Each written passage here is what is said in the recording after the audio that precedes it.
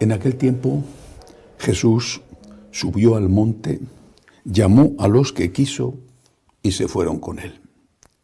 E instituyó 12 para que estuvieran con él y para enviarlos a predicar, y que tuvieran autoridad para expulsar a los demonios. Simón, a quien puso el nombre de Pedro, Santiago el de Zebedeo y Juan, el hermano de Santiago, a quienes puso el nombre de Boanerges, es decir, los hijos del trueno, Andrés, Felipe, Bartolomé, Mateo, Tomás, Santiago el de Alfeo, Tadeo, Simón el de Caná y Judas Iscariote, el que lo entregó. Palabra del Señor. Gloria a ti, Señor Jesús. Uno de los debates que hay hoy en la Iglesia, alentado por un sector que de alguna manera se ve representado en una parte considerable del episcopado y de los laicos de Alemania, pero no solo allí, está reclamando el sacerdocio de la mujer y considera que si la mujer no puede acceder al sacerdocio es una discriminación contra ella. La Iglesia, Juan Pablo II, como este tema estaba ya entonces, lo dijo claramente, lo ha repetido. El Papa Francisco, la Iglesia dice que no tiene el poder para hacerlo. No que no quiera, sino que no puede hacerlo, no tiene el poder para hacerlo. ¿Por qué? ¿Por qué? La respuesta viene en el Evangelio de hoy. Vuelvo a repetir la frase inicial. En aquel tiempo Jesús subió al monte, llamó a los que quiso. A los que él quiso llamar, les llamó. Y también este querer puede entenderse como sinónimo de amor. Llamó a los que amó, porque los amaba, los llamó y al llamarle los amó. Pero entendámoslo en sentido de voluntad. Llamó a los que él quiso llamar. ¿Es que no había mujeres?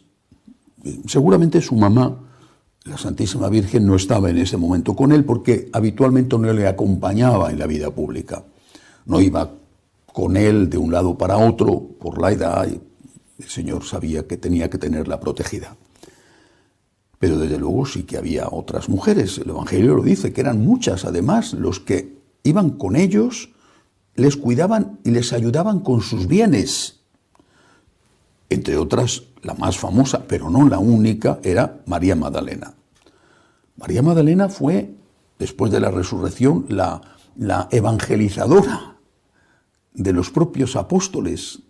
Evangelizadora en el sentido de la buena noticia, que es lo que significa la palabra evangelio, la que anuncia a los apóstoles que Cristo había resucitado. María Magdalena era una persona a la que el Señor quería muchísimo. Y otras, Marta y María, las hermanas de Lázaro, habla el Señor, habla el Evangelio de una tal Juana, mujer de Cusa, superintendente, el ecónomo, el administrador de los bienes de Herodes. No llamó a ninguna, podría haber metido alguna al menos, ¿no? De 12, bueno, pues mira, 10 hombres y 2 mujeres, una representación, una cuota, la cuota femenina, bueno, que después ya la iremos aumentando. Pues no. ¿Por qué? Pues que no sabemos por qué. Pero es lo que él hizo. Hay, por supuesto, una respuesta teológica diciendo que el apóstol, el sacerdote, representa a Cristo, que era varón, que era hombre, y que por lo tanto solamente pueden ser sacerdotes los varones, los hombres. Es una respuesta que da la teología, por supuesto, razonable y acertada.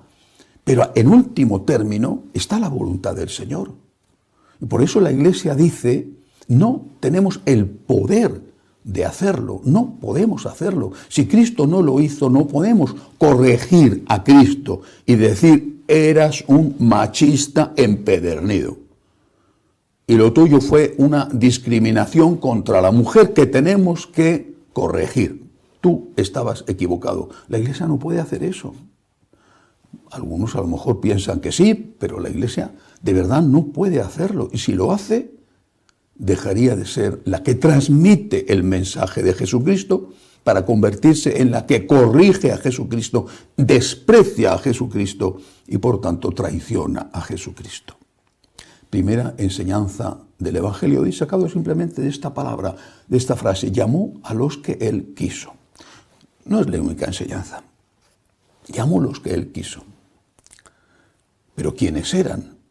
El número evidente, 12, representaba a las 12 tribus de Israel. Hasta ahí está claro, es fácil de interpretar. Dice que los envía a predicar. No los envía a crear comedores, hospitales, dispensarios, y eso es muy importante, y la Iglesia lo ha hecho y lo sigue haciendo, sino que los envía a predicar. Es decir, la primera misión de estos seleccionados de entre todos, hombres y mujeres que le seguían, es evangelizar, predicar. Primera misión. Y les dice que les da poder para que tuvieran autoridad sobre los demonios. Es decir, les envía a predicar, a transmitir un mensaje concreto, no el que ellos quieran transmitir.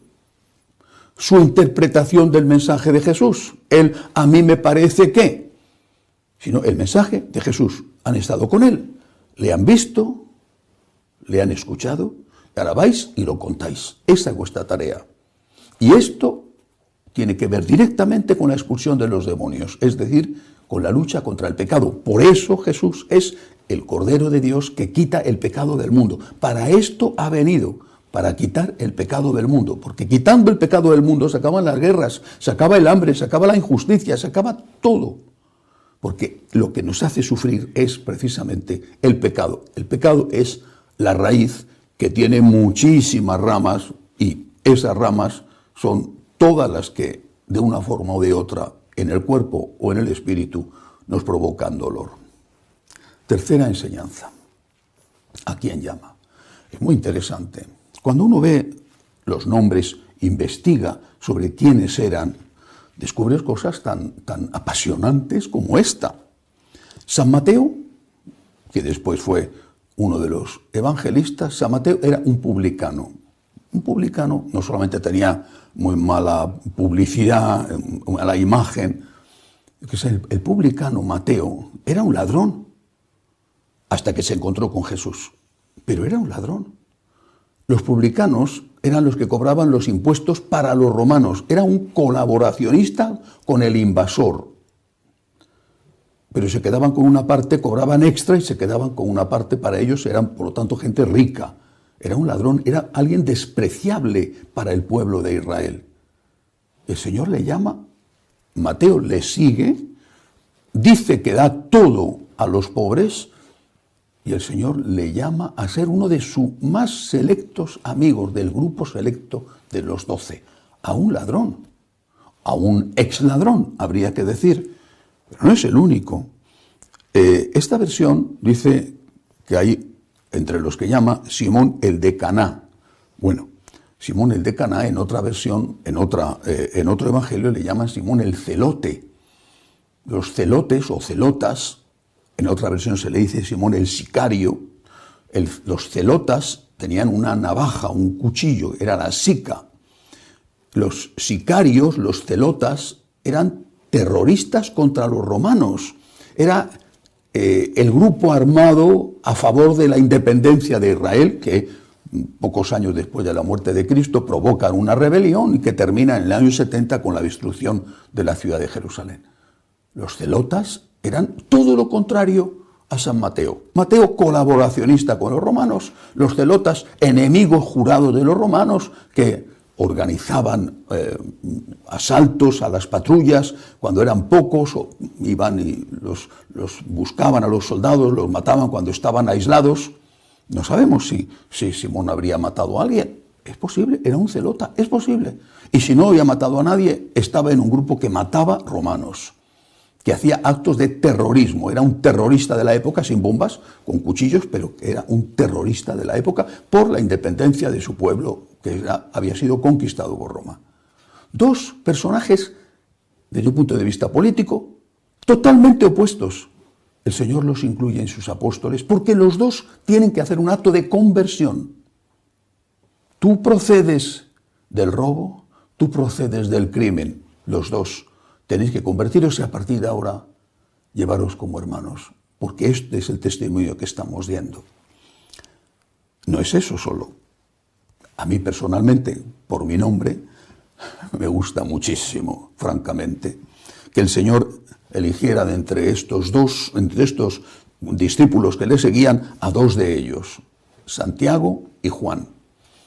Pero es que a Santiago y a su hermano Juan los llamó hijos del trueno. ¿Qué carácter tenían que tener la pareja? ¿Qué carácter? ¿Qué genio? Pero porque tenían ese carácter, que debía de ser difícil de aguantar, porque tenían ese carácter, Santiago fue el primer misionero que se lanzó hasta el extremo de la tierra y que según la tradición llegó incluso a España. Porque tenían ese carácter, Santiago fue el primer apóstol que dio la vida por Cristo, que murió martirizado por Herodes. Y a pesar de ese carácter, o quizá porque tenían ese carácter, nuestro Señor, que sabía en quién tenía que confiar, puso en Juan la responsabilidad inmensa de cuidar de su mamá, la Santísima Virgen María. Necesitaba a alguien de carácter, los dos hermanos. A estos dos de carácter fuerte, los hijos del trueno, junto a San Pedro son los tres que se lleva de entre los 12 para hacer la transfiguración en el Monte Tabor, pocos días antes del regreso a Jerusalén y después la traición, la cruz, la muerte, la resurrección. No está todo ahí, hay muchos más. Por ejemplo, Judas Iscariote, un traidor, el administrador, el que llevaba la bolsa, el que llevaba el dinero, pero al final un traidor. No voy a entrar ahora en las causas de su traición, bueno, constato, es un traidor. Y el Señor le elige, porque le da una oportunidad, sabe lo que va a pasar y sin embargo le da una oportunidad, le ama, como nos ama cada uno de nosotros, aunque somos pecadores. ¿Cuál es la lección y la enseñanza de todo esto? En primer lugar, Él sabe a quién ha elegido. No solo elige solo hombres, sino que elige a estos 12 hombres, que son personas imperfectas. Simón, Pedro, le va a negar la noche del Jueves Santo. Juan y Santiago, un carácter difícil. Mateo había sido un ladrón. Simón, el de Caná, Simón, el celota, había sido o había estado, al menos, con un grupo de terroristas. Los demás también tendrían seguramente lo suyo. El Señor los elige, quiere contar con hombres. ¿Por qué el Señor es capaz de elegir a estos hombres de barro? Y en cambio, los católicos laicos exigen a sus sacerdotes que no sean hombres, sino que sean ángeles. La clave es que el Señor llama a la conversión. Los católicos, muchos católicos, exigen que sus sacerdotes sean perfectos. Los sacerdotes lo que tenemos que hacer es ser personas en una continua conversión y en un continuo camino hacia la santidad. Pero mientras tanto, mientras que estamos en ese camino, tenemos que recibir también la comprensión y la ayuda de aquellos a los que servimos. Si no, resulta que estos son más exigentes que lo que fue el propio Jesucristo. Hay una frase que me gusta mucho y que creo que se puede aplicar aquí. Todo santo tiene un pasado y todo pecador tiene un futuro. Esta es la misericordia de Dios. Dar a todos, sacerdotes y también laicos, dar a todos la oportunidad de tener un futuro mediante la conversión. Que así sea.